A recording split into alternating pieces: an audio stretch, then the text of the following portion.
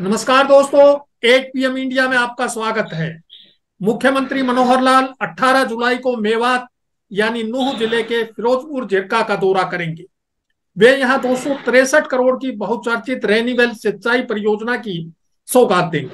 मनोहर लाल मुख्यमंत्री बनने के बाद पहली बार 10 दिसंबर 2014 को नूह यानी मेवात आए थे। उस समय क्षेत्र के प्रबुद्ध लोगों ने विकास की 17 सूत्री मांग पत्र मुख्यमंत्री को सौंपा था और उन्होंने सभी को पूरा करने का आश्वासन दिया था। इनमें मेवात कैनाल बनाने, रेलवे लाइन से जोड़ने, नूह से राजस्थान बॉर्डर तक 4 लेन सड़क बनाने, नूह से आवासीय सेक्टर बनाने, रोजगार मेल मेव को औद्योगिक क्षेत्र बनाने और कोटला झील विकसित करने जैसी मांगे प्रमुख थी।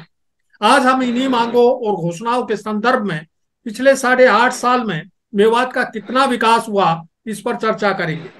चर्चा में भाग लेने के लिए हमारे साथ मौजूद है मेवात के जाने माने पत्रकार यूनुस अलवी, समाज सेवी एडवोकेट रमजान चौधरी और पूर्व सरपंच साकरस गांव के पूर्व सरपंच बेसर जी।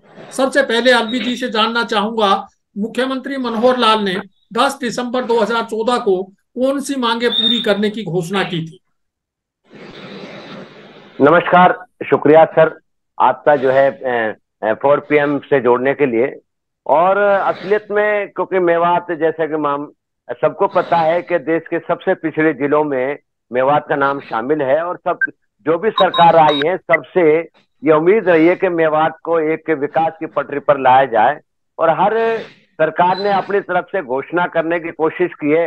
वो दीगर बात है कि वो सिरे नहीं चढ़ी हैं और खासतौर पर अगर देखा जाए मेवात की 4 बड़ी मांगे हैं। अगर ये 4 बड़ी मांगे अगर पूरी हो जाती हैं तो काफी मेवात के लिए फायदा होगा। सबसे बड़ा तो एक यहाँ रेलवे लाइन की बात है, जो यहाँ के पूर्व अभी सांसद हैं, पॉल कांग्रेस में थे और अब भी मंत्री हैं। उन्होंने कहा कि मेवात में रेल की सीटी बजाएंगे। अगर रेल की सीटी बजती है तो मेवात का जैसे दूध है, सब्जी है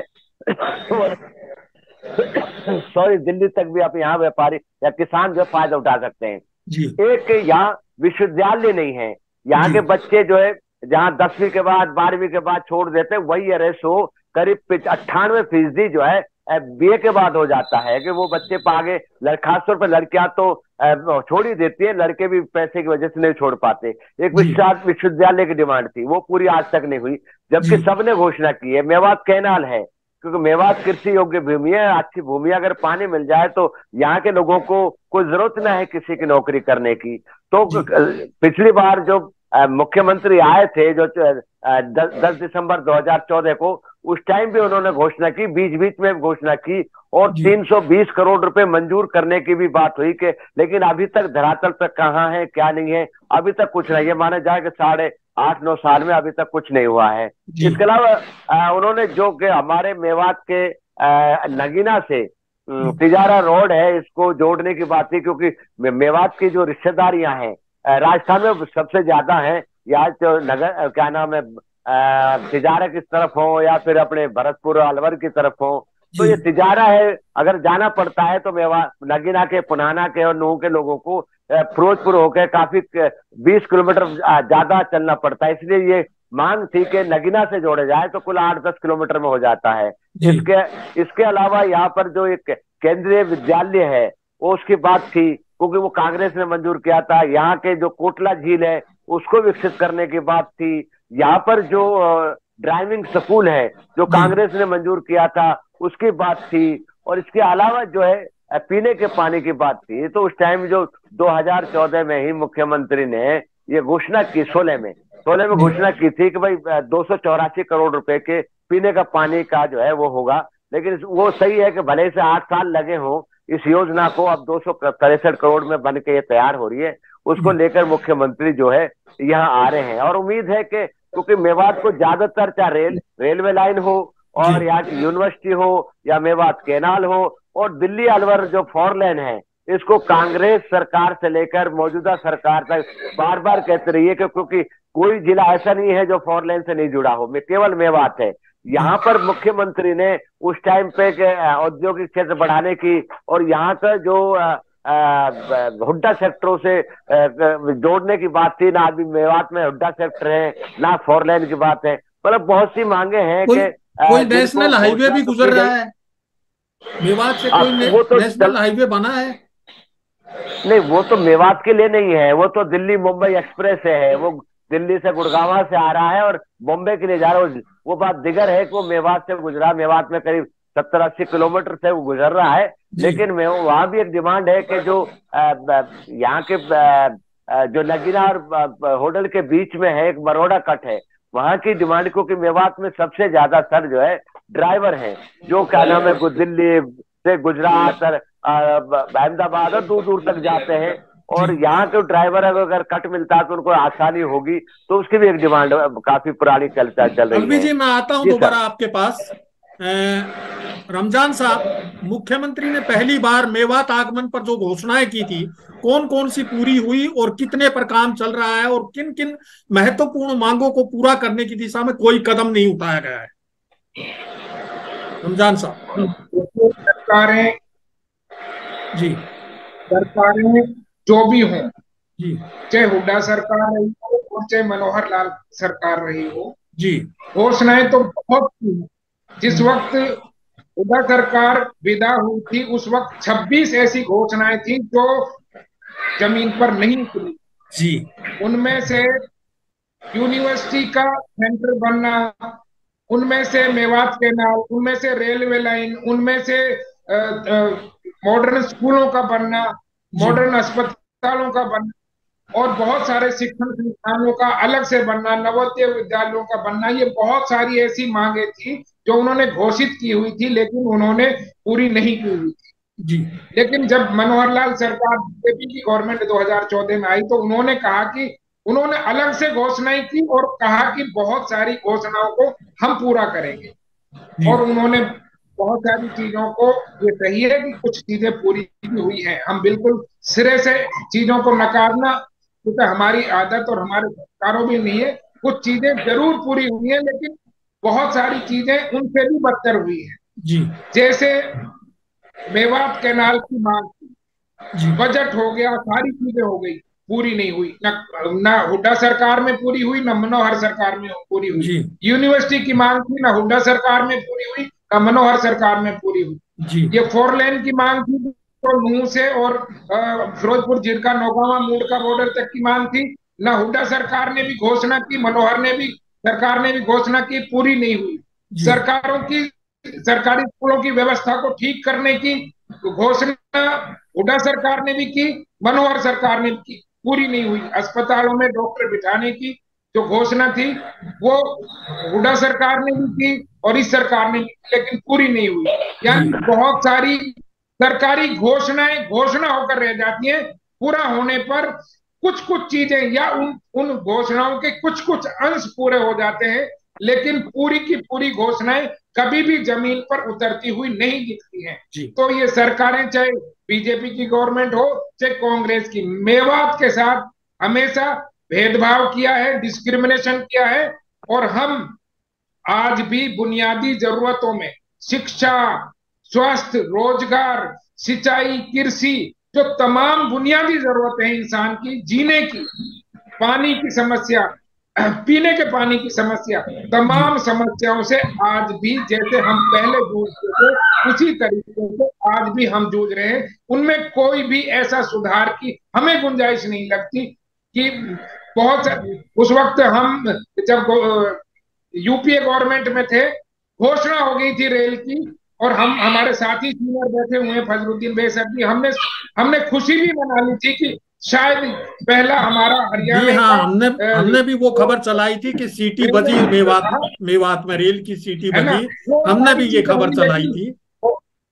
हाँ, घोषणा ही घोषणा बनकर रह जाती है, उनको जमीन पर आने पे, जमीन को उतरने में बहुत मुश्किल है आज भी और पहले। बेसर साहब, मेवात के पिछड़ने के क्या कारण हैं? 1 नवंबर 1966 को हरियाणा बनने के बाद सभी क्षेत्रों का तेजी से विकास हुआ, लेकिन मेवात इस रेस में पिछड़ता चला गया। इसके लिए वर्तमान सरकार दोषी है, या पहले की सरकारें दोषी है, या हमारा समाज दोषी है? देखिए बात यह है, मेरी बर्बादी में तू भी है बराबर का शरीक, ये लीडरों पर है, सियासत पर है, ये राजनेताओं पर है जी। मैं ये नहीं कहता कि भाई पूरा हम राजनेताओं पर ही सौंपते, बल्कि ये भी है कहीं ना कहीं हम भी, हमारी सोच भी कहीं धक्यानुसी रही है जी। लेकिन बुनियादी बातें जो ये है कि जो कुछ सुविधाएं और इलाकों में मिलती रही, यहाँ वो यहाँ पर नहीं रही। यहाँ अच्छे शिक्षण संस्थानों की कमी रही, सरकारों का सोतला व्यवहार रहा, स्थानीय नेताओं की भी उदासीनता रही या निकम्मापन कहिए वो रहा। और मैं ये कहूंगा कि नहरी पानी हुआ, सड़कों को जाला, जो भी बुनियादी सुविधाएं रही वो उतनी जितनी होनी चाहिए थी उतनी इस इलाके को कभी मयसर ना हुई, मिली नहीं। और आहिस्ता आहिस्ता ये शहीदों का जो क्षेत्र रहा है, ये कुर्बानी देने वालों में, देश की स्वाधीनता में सबसे आगे रहा है ये इलाका, आहिस्ता आहिस्ता पिछड़ता चला गया। और आज ये पोजीशन है, ये स्थिति है कि हम देश के गिने चुने उन जिलों में शामिल हैं जो अत्यंत पिछड़े हुए हैं जी। अलवी जी, दिसंबर 2014 के बाद भी मुख्यमंत्री कई बार बेबाक आए और अनेक सौगातें देने की घोषणाएं करते रहे, उनके बारे में क्या कहेंगे? नहीं, देखो, घोषणा करना अलग है, उनको पूरा करना अलग बात है। पहली बात, 4 लेन की बात की थी जो नूह से लेकर राजस्थान बॉर्डर तक, वो अभी तक कुछ नहीं हुआ। पिनंगवा में और पुनाना में बाईपास की घोषणा की थी, उनमें अभी कोई काम ही शुरू नहीं हुआ। बड़कली चौक पर एक रेस्ट हाउस बनाने की बात की थी, जहां के हमारे बेसर साहब हैं, साकरस में एक पार्क बनाने की बात की। वो अलग बात है, जमीन को चारों तरफ से घेर के पटक दिया, लेकिन जो पार्क होना चाहिए, बेसर साहब उसके बारे में खुद बताएंगे कि पार्क है, उसमें पेड़ लगे हैं, फल फूल लगे हैं, क्या क्या नहीं है, या उसको सौंदर्यकरण हुआ है, पार्क है या 4 दीवारियां घेर किए हैं। एक नूह में ड्राइविंग स्कूल की कांग्रेस ने भी शुरुआत की थी, और बार बार जो है बीजेपी सरकार भी, खट्टर साहब भी जो है वो कह रहे हैं कि अभी तक उसका कुछ नहीं हुआ है। एक कांग्रेस सरकार ने जो है यहाँ पर आयुर्वेदिक के कॉलेज की बात की, अभी तक जो है वो निर्माणाधीन है, अभी तक पूरा नहीं हो पाया है।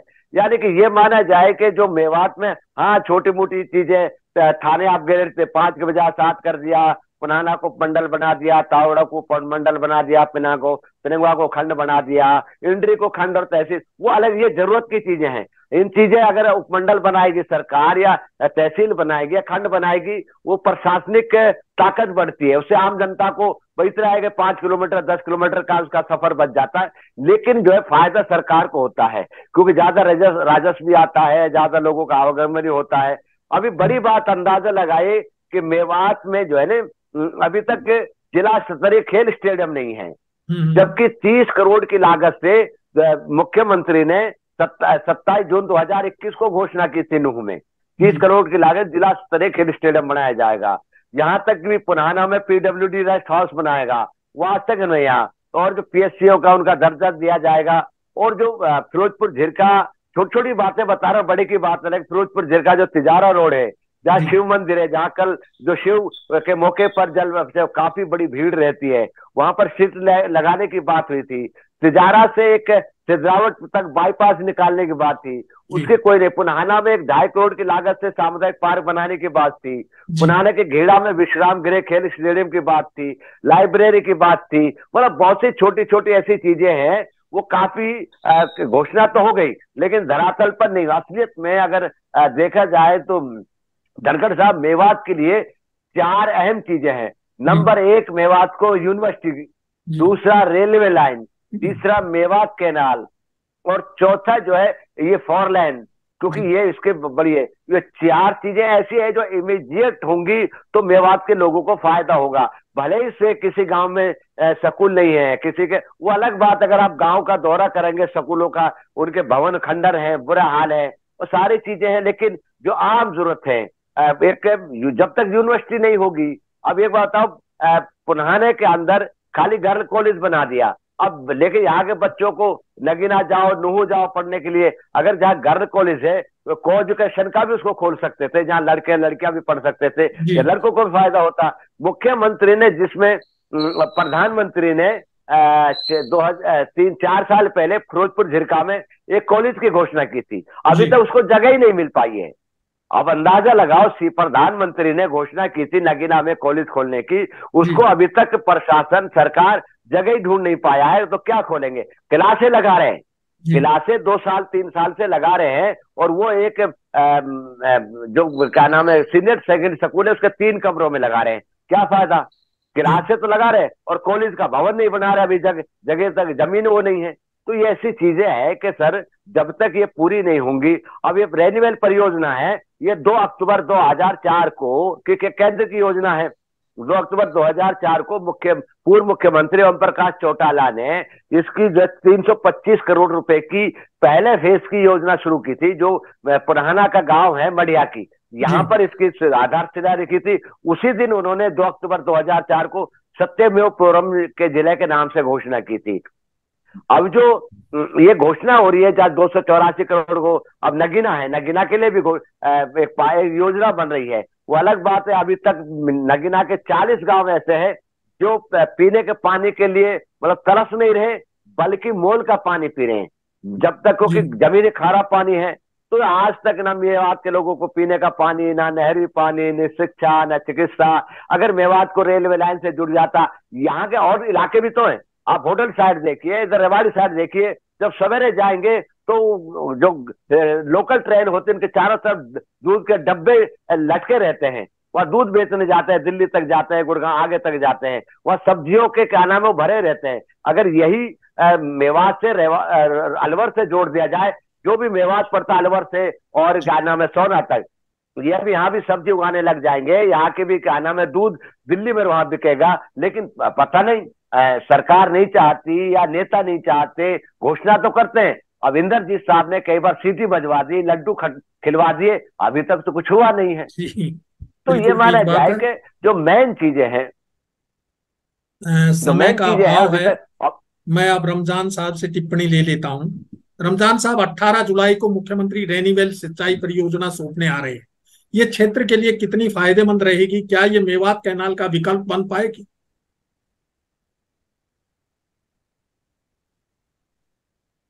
रमजान साहब आपकी आवाज नहीं आ रही है। 2004 में जी ये रेन्यूअल घोषणा की, रेन्यूअल जो परियोजना है इसकी घोषणा हुई थी धनखड़ साहब, और तभी से हमसे ये सवाल भी पूछा जा रहा है कि इससे कुछ फायदा होगा कि नहीं होगा। फायदा तो तब होगा ना जब ये परियोजना जमीन पर उतरेगी। आपको मैं एक छोटा सा उदाहरण बता, ये नहीं है कि मेवात में चीजें हुई नहीं है कुछ, लेकिन बड़ा कठिन और बहुत अटपटा में आपसे रेन्यूअल परियोजना की क्या स्थिति है जो मुख्यमंत्री कल घोषणा करने आए? परियोजना जहां सरकार का अपना प्रभाव है, और मुझे कहने में बिल्कुल भी दिक्कत नहीं है कि मेवात में भी जो गांव जो हिंदुओं के गांव हैं, ये सवाल बड़ा टेढ़ा है और मतलब कठिन भी है, उन गांव में पानी की कोई किल्लत नहीं है, उन गांव में स्कूलों की कोई किल्लत नहीं है, उन गांव में स्वस्थ एक गांव में 2 स्कूल हैं सीनियर सेकेंडरी। उजीना गांव हमारा ही मेवात का गांव है, लेकिन कोई ऐसी समस्या नहीं है। आप उस गांव में घुसेंगे तो बैंकिंग प्रणाली से लेकर अस्पताल से लेकर 2 स्कूलों से लेकर गर्ल्स बॉय से लेकर और पानी की तमाम सुविधाएं उस गांव में हैं। और दूसरे ऐसे 10 गांव में ऐसे बता सकता हूँ। अगर ये दिक्कत भी है, चाहे पानी की दिक्कत है, सिंचाई की दिक्कत है, या दूसरी तमाम जो बुनियादी चीजों की दिक्कत है, वो भी आम जो मेवात का गांव है, उन्हाना, फिरोजपुर, झिरका, हल्का जो है, उनमें ज्यादा दिक्कत है। उनको जमीन पर उतरने में परियोजनाओं को बहुत कठिनाई हो रही है। अगर मुख्यमंत्री जी ये परियोजना अच्छे से करते हैं और सही मायने में जो कथनी और करनी में फर्क नहीं होता है, तो नेचुरल किसी भी परियोजना से फायदा तो होता है, लेकिन अगर बशर्ते कि वो जमीन पर उतरे। जी नहीं, यही धनखड़ साहब एक छोटा सा बता दूं कि 2004 में जो योजना शुरू करी थी, ये जो मेरा गांव है ये होडल रोड पर पड़ता है जी। और सबसे पहले ये अब अंदाजा लगाओ कि मेरे गांव का खारा पानी है, आज तक रेनीवेल का एक बूंद पानी नहीं आता जी, एक बूंद पानी। अब अंदाजा लगाइएगा, मेरा खुद का गांव है, 50 बार मीडिया में इसको मुद्दा उठाए चुके, अधिकारियों से कह चुके हैं।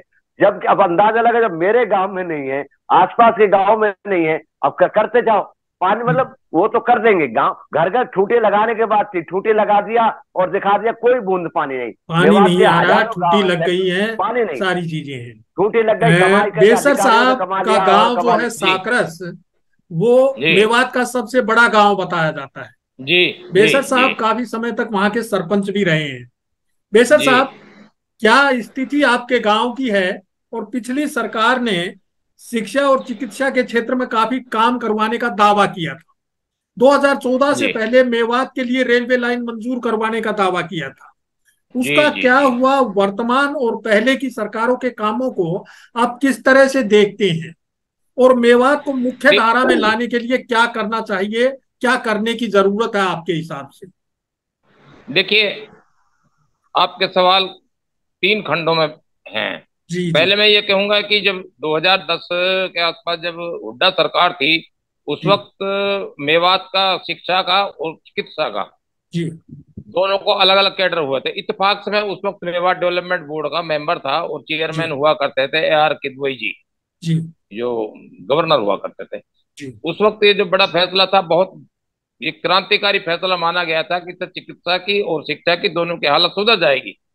लेकिन उसके बाद जो उसके उद्देश्य और लक्ष्य रखे गए थे उस पर काम नहीं हो पाया, और आज भी जहां पर दोनों ही चीजें अभी भी और इलाकों से बहुत पिछड़ी हुई है। ये तो बात हुई दोनों सरकारों में फर्क की, कि जो अलग दोनों का जो रखा गया था कैडर, उन पर जो सपने देखे गए थे वो अधूरे रह गए। ना डॉक्टर्स हैं और ना शिक्षा के क्षेत्र में ना अध्यापक हैं। वो कैडर का भी कोई फायदा नहीं हुआ। नहीं हुआ, फलीभूत नहीं हुआ। जैसे अभी रमजान साहब कह रहे थे कि जो फाइलों में जो उद्देश्य और लक्ष्य रखे जाते हैं, जो सपने दिखाए जाते हैं, वो मैं तो ये कहूँ 1966 से ही नहीं बल्कि अभी भी सरकारों के नाम बदल जाते हैं, पार्टियां बदल जाती हैं, तो कमो बेस रवैया वही उदासीन रहता है, और उसी उदासीनता की वजह से हम पिछड़े हैं, ये इलाका पिछड़ा हुआ है। मैं एक बात बताऊं कि इससे पहले 7 अप्रैल 16 को यहाँ फिरोजपुर झिरका में आए थे CM साहब, और 27 नवंबर 2021 को भी आए थे। स्थानीय स्तर पर मैं बताऊं तो ये फिरोजपुर झिरका एक धार्मिक वजह से लिहाज से बहुत महत्व रखता है, क्योंकि यहाँ पर अज्ञातवास के दौरान पांडवों ने शिवलिंग की स्थापना की थी। यहाँ पर शिव मंदिर है पहाड़ों की वादियों में, जहाँ पर अभी शिवरात्रि का मेला भी लगा है, हर साल लगता है 2 बार, चैत के अमावस्या को और अब ये सावन वाली को। और ऐतिहासिक रूप से और स्वतंत्रता संग्राम की पृष्ठभूमि की हैसियत यह है कि 1835 में नवाब शमसुद्दीन ने जनरल फ्रेजर के कत्ल के इल्जाम में उनको दिल्ली गेट पर जो है फांसी लगाई गई थी। तो ये इसका अपना महत्व रहा है इस इलाके का। यहाँ पर 2 बार CM साहब के आने के बावजूद जो भी घोषणा हुई पूरी तरह से वो धरातल पर नहीं उतरी। यहाँ पर मेरे गांव से 3 किलोमीटर दूर CM साहब आए थे। मेरे गांव में भी जैसे यूनुस साहब ने बताया अभी, ये एक हर्बल पार्क 2.5 एकड़ में बनना था, उसका कहीं पर कोई नामो निशान नहीं है। और भी जो बुनियादी बातें मेरे साथी दोनों साथियों ने, यूनुस साहब ने भी, रमजान साहब ने भी जो बातें रखी, वो मेवात के सारे बुनियादी मुद्दे हैं, उनको मैं दोहराना नहीं चाहता। लेकिन कमी यही आकर होती है कि जो भी बातें हैं वो कागजों तक रह जाती हैं और सिरे चढ़ने में देरी हो जाती है। सही मायने में देखा जाए तो राज्य सरकार का ध्यान इस क्षेत्र का विकास करवाने की बजाय जिले का नाम बदलने में ज्यादा रहा है। किसी भी क्षेत्र के विकास के लिए शिक्षा, चिकित्सा, पीने का पानी और सिंचाई का पानी तथा आवागमन जैसी मौलिक सुविधाएं मुहैया करवाना जरूरी है। लेकिन अब तक सरकार इन जरूरी सुविधाओं को मेवात तक नहीं पहुंचा पाई है। इसको लेकर अब तक की सरकारों की मंशा पर सवाल उठने लाजमी है। चुनाव दर चुनाव पार्टियां मेवात क्षेत्र के विकास के वादे करती रही, लेकिन सत्ता में आने के बाद सारे वादे भुला दिए जाते हैं। अब देखना यह है कि 18 जुलाई को मुख्यमंत्री मेवात को क्या क्या सौगात देते हैं। अब समय हो चला है आपसे विदा लेने का। जल्द फिर हाजिर होंगे नए मुद्दे और सवालों के साथ। नमस्कार।